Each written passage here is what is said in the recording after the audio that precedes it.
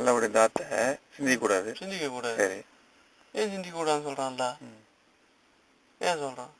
இப்போ பாருங்க, இப்போ வந்து காதிர் மக்குதூர்னு ஒன்று இருக்கு. காதிர்னா என்ன? வல்லமை பெற்றவன்னு அர்த்தம். இப்போ வந்து ஒரு வஸ்துவை நீங்கள் கையால் எடுக்கிறீங்க. மக்குதூர்னு சொன்னால் அந்த வஸ்து ஏறாமல் ஆக்கப்பட்டதாக போயிடும்.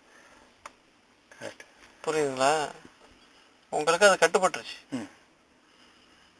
கையில் எடுத்து வந்தீங்கன்னு சொன்னால் சக்தி பெற்றவன், சக்தி பெறப்படப்பட்டது. உங்கள் குதிரத்தை அதில் கொண்டு போய் டச் பண்ணிடுறீங்க. அதுதான் மக்குதூர்னு சொல்றது. அடிக்கக்கூடியவன் அடிக்கப்பட்டது.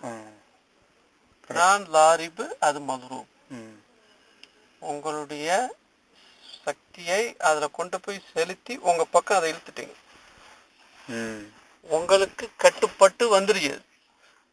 சரி, இது காதிர் மக்குதூர்னு சொல்றது. சாமி மஸ்மு. சாமின்னு கேட்கக்கூடியவன் கேட்கப்பட்டது. பார்க்கக்கூடியவன் பார்க்கப்பட்டது. ஆமா, செய்யக்கூடியது ஒன்று, செய்யப்பட பொருள் ஒன்று. உங்க செயல் அதுல போய் டச் ஆயிடும்.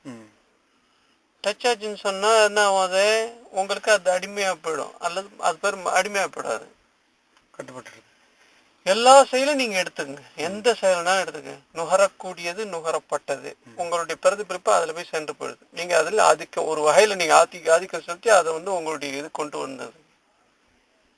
கரெக்ட். சாப்பிடக்கூடியவன், சாப்பிடப்பட்டவன், பட்டது, எதுன்னு எந்த செயலை எடுத்துட்டீங்கன்னு சொன்னாலும் செயல் செய்வினை செய்யப்பட்டவன்.